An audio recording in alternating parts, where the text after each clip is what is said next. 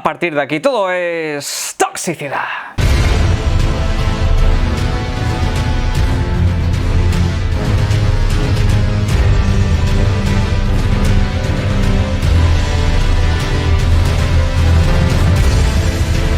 Buenas o quizás no tan buenas, porque en este caso voy a comenzar el vídeo siendo portador de malas noticias. Y es que el KOTOR Remake parece ser que va a tardar mucho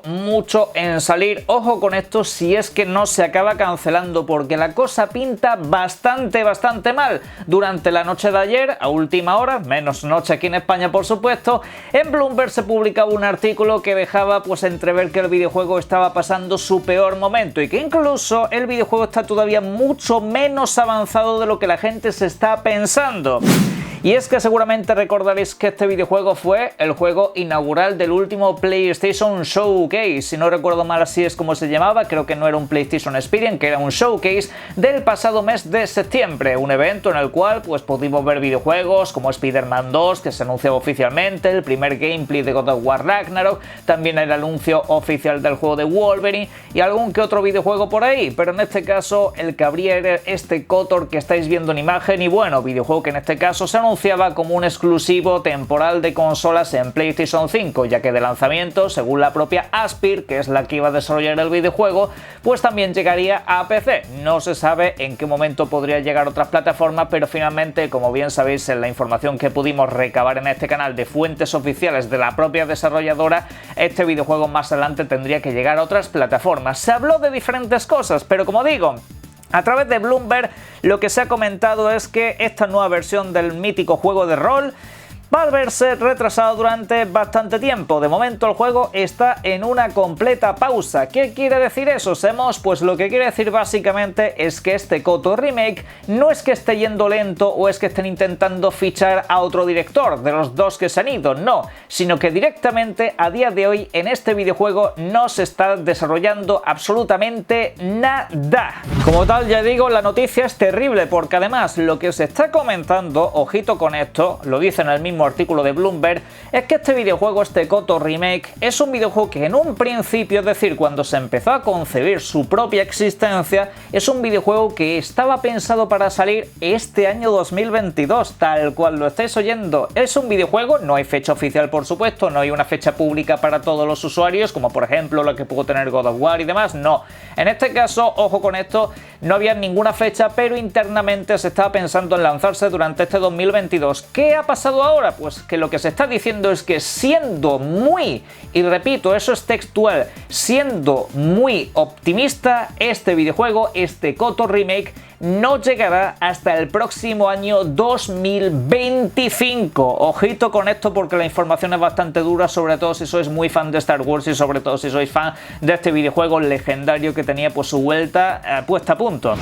Y en este caso pues se une también a un videojuego de Star Wars que iba a realizar Quantic Dream. Seguramente lo recordaréis muy vagamente, porque es un videojuego que como tal no ha tenido tanta publicidad, pero que va a tardar también mucho en llegar, por desgracia. Nos queda en este caso la secuela de Jedi Fallen Order, que se supone que lo tendremos en la primera mitad del próximo año. Esperemos que con ese no pase absolutamente nada, amén de los juegos de Lego, pero en resumidas cuentas este KOTOR Remake, que seguramente podría ser el juego de Star Wars más esperado y demandado por toda la comunidad de jugadores, pese a que en este caso Sony metió pues el maletín por medio para hacerlo exclusivo,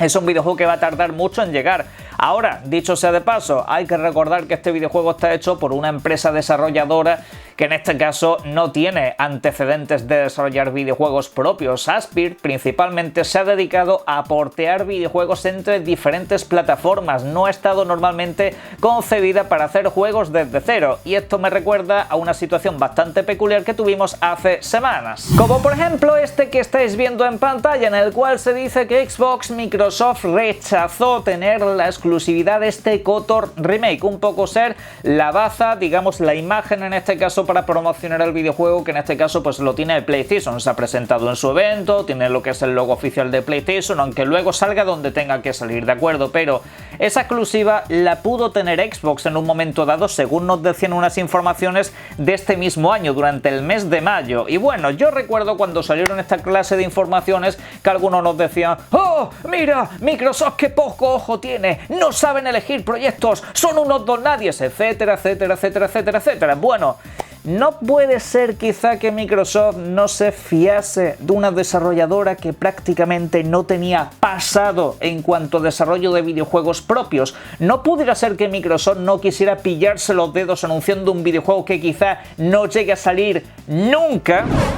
Y en este caso pues nos encontramos con lo de siempre, KOTOR Remake. A mucha de esta gente que presumía y que incluso se reía de Microsoft por rechazar este videojuego, por rechazar tener la exclusiva temporal, pues al final es más o menos otra arma arrojadiza, como lo puede ser Silent Hill, como lo pueden ser otros muchos videojuegos que fracasaron en un momento dado, pero que sin embargo, como tienen un nombre conocido, quieren formarse su clásica guerrita para decir, mira qué gran exclusivo tenemos, aunque la mayoría, ya os digo yo, no saben ni lo que significa KOTOR, no saben lo que han sido estos videojuegos, no les interesan ni lo más mínimo, saben que va sobre Star Wars y poquito más allá de eso. Lo interesante, lo importante, es exclusivo de Mi Play, y eso es precisamente lo que hacían pues los pañales, los del Uber y compañía, que durante todo este tiempo básicamente se limitaron a decir es exclusivo, es exclusivo, es exclusivo, es exclusivo, y nadie tuvo ni la más mínima preocupación de pensar que un videojuego como KOTOR tendría que estar en unas manos mucho mejores. Veas el caso, por ejemplo, de BioWare. Pero bueno, por desgracia, en los medios de comunicación y por parte, por supuesto, de nuestra querida comunidad sana, a esto seguramente no se le dé básicamente ninguna importancia. Nos encontraremos con los típicos comentarios de no, lo mejor es que salga lo más pulido posible. Sí, hasta ahí estoy completamente de acuerdo, pero aplica eso a todos los videojuegos, no solo a los que te interesan. Pero bueno,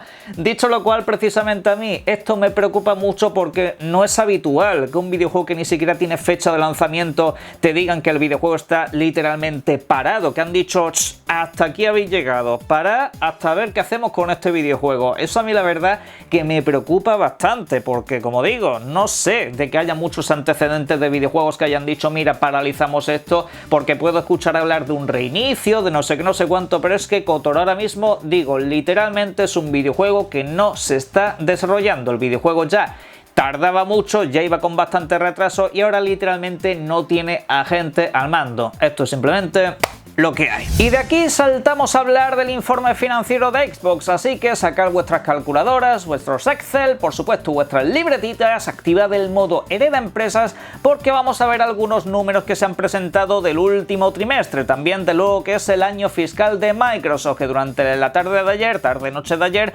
supimos algunos datos bastante interesantes. Y bueno, seguramente durante el día de hoy os encontréis con un mogollonazo de artículos impresionantes diciendo que Xbox está poco menos que en la ruina, y por supuesto de parte de todos estos canales sanos tan amantes de los videojuegos y demás, os encontraréis básicamente con la misma clase de datos. Y bueno, por supuesto, ya sabéis que Xbox durante este 2022 está recorriendo una situación muy complicada en muchos aspectos, especialmente lo que toca el catálogo First Party, además de verse afectado por agentes externos que nada tiene que ver con lo que está en manos de Xbox. Y eso ha llevado a diferentes datos, como que por ejemplo los ingresos por juegos cayeron un 7% durante este último trimestre con respecto al anterior. Y bueno, lo que son los contenidos y servicios cayeron un 6%, ojo con esto, a pesar de que el Game Pass está creciendo. El Game Pass, por supuesto, sigue cada vez teniendo más y más suscriptores, pero claro, hay otra serie de componentes que están dentro de esto, lo que es el contenido de tienda y demás, lo que son la compra de juegos digitales y todo eso,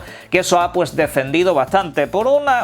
bastantes motivos en particular. Hay temas de inflación y por supuesto el tema de la guerra, hay un montón de movidas muy externas a lo que toca a Microsoft, aunque por supuesto la ausencia de producto propio ha afectado bastante también en todo esto. Ya sabéis que lo que es AAA First Party para este año literalmente ya no queda ninguno, quedan juegos un poco más pequeñitos como el Fall, como el Pentiment o incluso como Grounded, serán los 3 First Party de Xbox durante este año. Y bueno, pues todo eso por supuesto ha afectado a la situación global, amén de que por supuesto lo que es el apartado de hardware, aunque las consolas se están vendiendo mucho, también ha descendido un poco porque cuentan todos los componentes. Y todo eso, como digo, es la parte negativa. Como tal, pues esta clase de números seguramente los veréis en todas las compañías, porque lo que son los contenidos, lo que he dicho del tema de la inflación y demás, afecta mucho a prácticamente todas las empresas del mundo, las cuales en su buena mayoría están en caída, lo que son las bolsas internacionales. Pero bueno, lejos de eso, si vamos un poco más más allá de estos números, lo que se nos dice es que Microsoft ha tenido 3,45 mil millones de ingresos en su sección de videojuegos.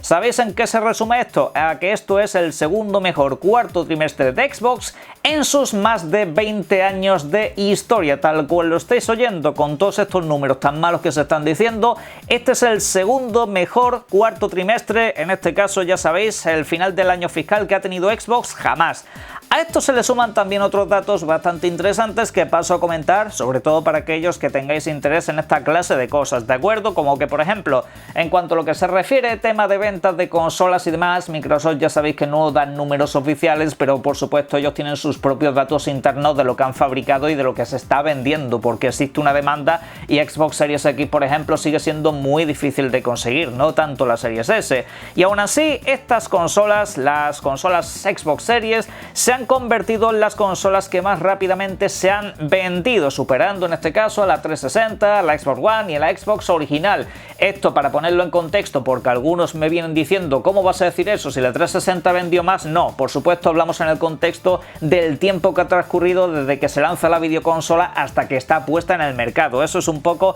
al punto al que quiero ir. Aparte de todo eso, en Estados Unidos Xbox durante los últimos 3 trimestres, durante los últimos 9 meses, si lo preferís en este caso, son las consolas de nueva generación más vendidas en Estados Unidos. A mí personalmente esto me importa un pimiento, pero digo simplemente para que tengáis aquí un poco lo que son los datos alrededor de las ventas. Y esto también se ve adornado con otra serie de datos bastante espectaculares, como que por ejemplo Fortnite ya sabéis que llegó a través de la nube sin necesidad de suscripción, en este caso simplemente a través de el xCloud. Aglutinó 4 millones de personas, solamente 4 millones de personas en xCloud, no está nada mal, ¿verdad? Pero hay un dato mucho más interesante en todo esto. De esos 4 millones de jugadores que jugaron a Fortnite en xCloud durante el poco tiempo que realmente lleva puesto en el servicio, sin necesidad de Game Pass como digo, 1 millón son usuarios completamente nuevos del ecosistema de Xbox. Si es que estaba claro, Fortnite al fin y al cabo sabe atraer al público. Microsoft sabía perfectamente lo que se hacía cuando ponía Fortnite sin necesidad de Game Pass ni cosas por el estilo, porque lo primero es atraer al público a lo que es tu ecosistema, que se acerquen un poco a ver qué es lo que es xCloud, que conozcan un poco de rebote Game Pass y que ya se acaben quedando. Por supuesto, esto también se puede añadir todo lo que ha pasado con los diferentes patrocinios y demás que hemos comentado en vídeos anteriores. Y para interesados en este tema, ya para finiquitar este apartado, lo que es este último año fiscal de Microsoft, es decir, de julio del año pasado a julio de este año, que ese es el año fiscal que tienen ellos, lo que es números económicos y demás en el dinero que han ganado, básicamente ha sido el mejor año de su historia. Literalmente ha sido el mejor año de su historia, según nos contaba Brad Sams, ¿de acuerdo? Así que en ese sentido, pues la verdad, primero de todo no me extraña, la segunda mitad de 2021 fue espectacular en cuanto a lanzamientos propios, en cuanto a juego de Game Pass. Esta primera mitad de año 2022 ha estado bastante desangelada, pero se ha compensado precisamente con eso y con que la adquisición de Activision Blizzard, por supuesto,